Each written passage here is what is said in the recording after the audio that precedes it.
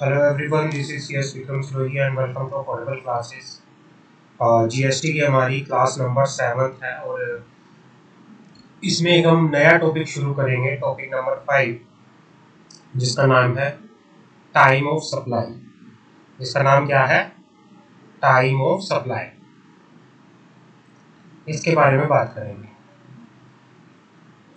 Time of supply के बारे में। तो section 12 and 13 of the CGST Act, time of supply in case of goods और service. Good और सर्विस के केस में टाइम ऑफ सप्लाई क्या होगा वो बात करेंगे। पहला क्या होता है? Date of receipt of payment. Date of receipt of payment पहले क्या होता है? Date of receipt of payment क्या होती है? The date earlier of the date on which payment record in books of accounts, या तो वो डेट जब बुक्स ऑफ अकाउंट्स के अंदर पेमेंट को एंटर किया गया, या debit from bank account of the recipient, या फिर डेबिट हुई रिसिपिएंट के बैंक अकाउंट से। तो क्या है? दो चीजें होंगी। Date of receipt of payment क्या होगा? Date of receipt of payment क्या होती है? Earlier of the two date. पहला earlier of the two date कौन सा? डेट या तो which on which payment is enter in the books of accounts, या फिर debit from the bank account of the recipient. Section 12 subsection 1, liability to pay tax on goods shall be arise at the time of supply. जो liability है GST पे करने की, liability कब rise होती है? जब आपने सप्लाई की। Section 12 subsection 2, time of supply in case of forward charge. Time of supply in case of forward charge. तो अगर मैं फॉरवर्ड चार्ज की, फॉरवर्ड चार्ज मतलब नॉर्मल, जब लाइबिलिटी अराइज किसकी होती है? सर्विस प्रोवाइडर की होती है। तो उस केस में क्या होगा? Date of issue of invoice by the supplier और the date, the last date on which invoice is required to be issue, whichever is earlier.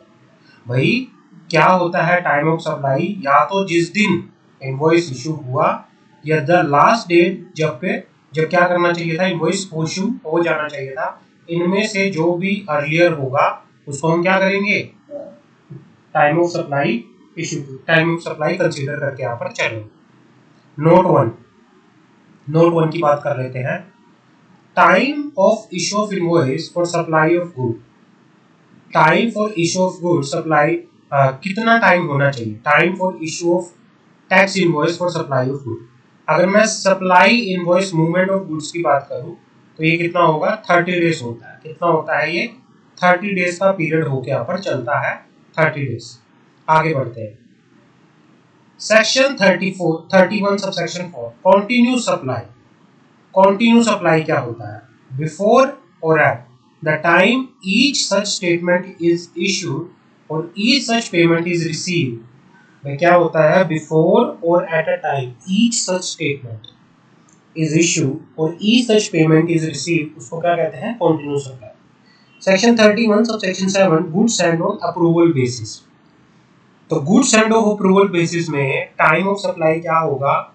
Date when recipient indicate that he has accepted the supply of goods. Approval basis पे आपने कोई goods को send किया और उस case में time of supply क्या होगा? जब रिसिपिएंट ये कह देता है कि मुझे गुड्स रिसीव हो गई है, या फिर within 6 months from the date of removal, whichever is earlier, whichever is earlier.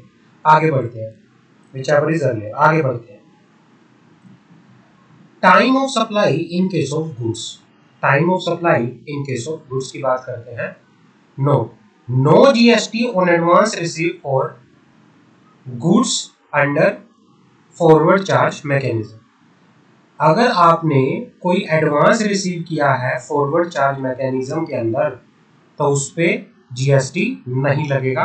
GST फिर कब लगेगा? जीएसटी तब लगेगा जब आप क्या करते हो? सप्लाई करते हो। टाइम ऑफ सप्लाई क्या है फॉरवर्ड चार्ज के अंदर?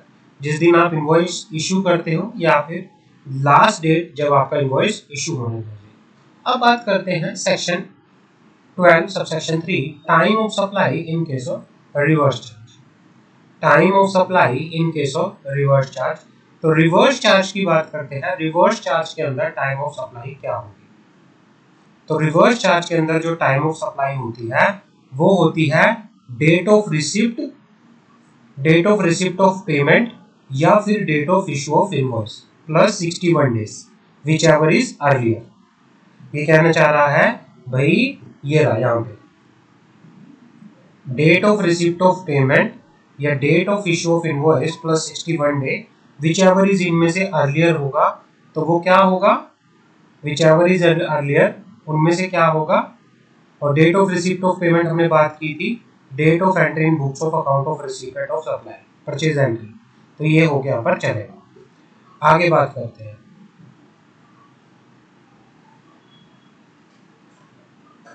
Section 12 subsection 4 time of supply in case of voucher. Voucher के केस में टाइम ऑफ सप्लाई क्या होगी। Time of supply in case of voucher, his supply identify on issue of voucher. अगर आपकी सप्लाई इशू वाउचर के issue होने पर identify है, अगर है तो date of issue of voucher, अगर नहीं है तो date of redemption of voucher ही टाइम ऑफ सप्लाई हो गया पर चले। Section 12 subsection 5 time of supply in case of residual case. Residual case, registered person है due date of return, unregistered person है date of payment of tax. Date of payment of tax यहाँ पे क्या यहाँ पर चलेगा। आगे बढ़ते हैं। Time of supply in case of services. पहला, the liability to pay tax on service arise at the time of supply. Time of supply in case of forward charge. तो फॉरवर्ड चार्ज के अंदर टाइम ऑफ सप्लाई क्या होगा, same यही case होता है इसमें भी। और आगे फॉरवर्ड सप्लाई के अंदर टाइम क्या होगा, when invoice is issue within the time limit. तो क्या होगा, date of issue of invoice और date of payment whichever is earlier. Date of invoice, date of payment whichever is earlier. अगर आपने time period के अंदर क्या किया है, इनवॉइस इशू कर दिया है, बट अगर आपने टाइम पीरियड के अंदर इनवॉइस इशू नहीं किया तो डेट ऑफ सर्विस और date of payment whichever is earlier. Small advance up to 1000, अगर स्मॉल एडवांस है 1000 का तो टाइम ऑफ सप्लाई क्या होगा।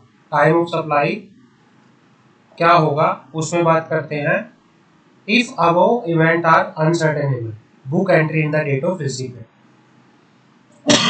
अगर क्या होता है, स्मॉल एडवांस मिला है 1000 तक का, तो जो क्या होगा, तो इस केस में डेट ऑफ इनवॉइस और date of payment whichever is earlier जो होगा वही हम कंसीडर करेंगे।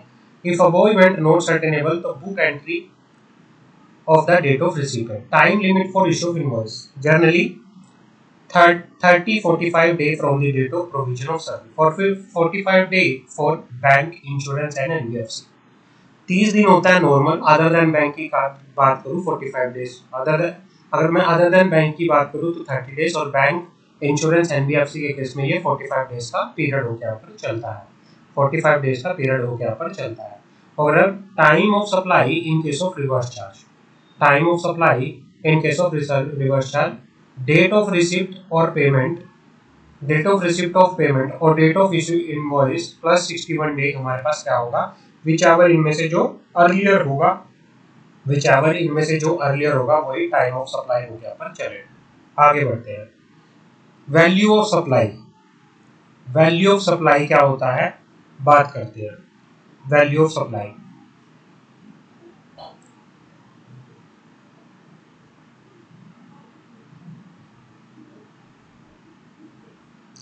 वैल्यू ऑफ सप्लाई की अगर मैं बात करूं क्या होता है वैल्यू ऑफ सप्लाई, बात करते हैं। Section 15 subsection 1 value of supply is equal to transaction value, price actually paid और payable, provided party are unrelated and price is sole consideration.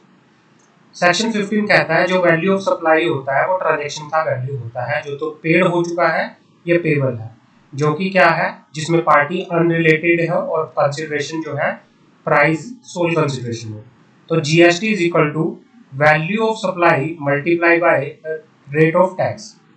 Note 1 outward fresh transit insurance, delivery of good at buyer premise, जो अगर आप delivery कर रहे हो buyer के premise में तो goods plus delivery plus insurance is equal to composite supply. Principal supply is the supply of goods, thus outward freight and insurance charges become part of value of composite supply, and GST is payable on the outward freight and insurance charges at the rate applicable for the goods. At factory basis concept, outward freight will not be included in the value of supply since buyer pay outward freight.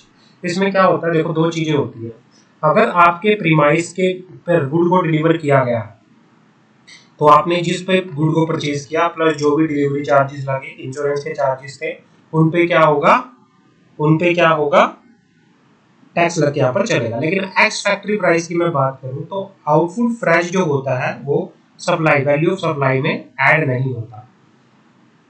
Value of supply के अंदर क्या क्या add होता है? Inclusion of value of supply, duty, tax, cess, fees other than GST charge separately.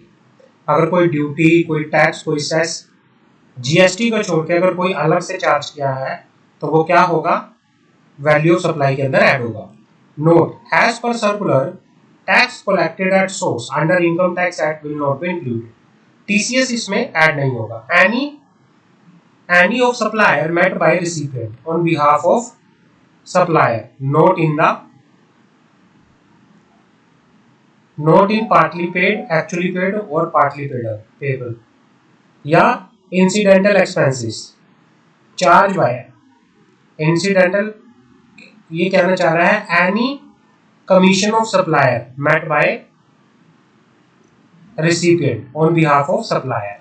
भाई अगर कोई भी ऑब्लिगेशन थी, किसी सप्लायर की ऑब्लिगेशन को यहाँ पे एनी ऑब्लिगेशन होगा, any obligation of supplier made by recipient on behalf of supplier, तो इसमें क्या होगा? ये भी ऐड होकर चलेगा। Any incidental expenses charge by supplier, कोई भी इंसिडेंटल एक्सपेंसेस था जिसको चार्ज किया गया है सप्लायर के द्वारा, जैसे सेलिंग कमीशन होगी, पैकेजिंग हो गया, any amount charge for anything done by supplier with respect to the supply, interest, penalty, late fee for delay payment, subsidies directly link to the price. तो ये सारे का सारा किस में आएगा? वैल्यू ऑफ सप्लाई के अंदर ऐड होगा। अभी कहना चाह रहा है यहाँ पर, अब यहाँ पे बात करते हैं discount. Discount given at the time of supply, discount given after supply. अगर डिस्काउंट को eight the time of supply दिया है तो वो वैल्यू में से क्या नहीं होगा? वैल्यू में से माइनस हो जाएगा, वैल्यू में से माइनस हो जाएगा। अगर सप्लाई के बाद आपको डिस्काउंट मिला है तो वो पूरी वैल्यू पे क्या लगेगा? ऐड हो गया पर चलेगा।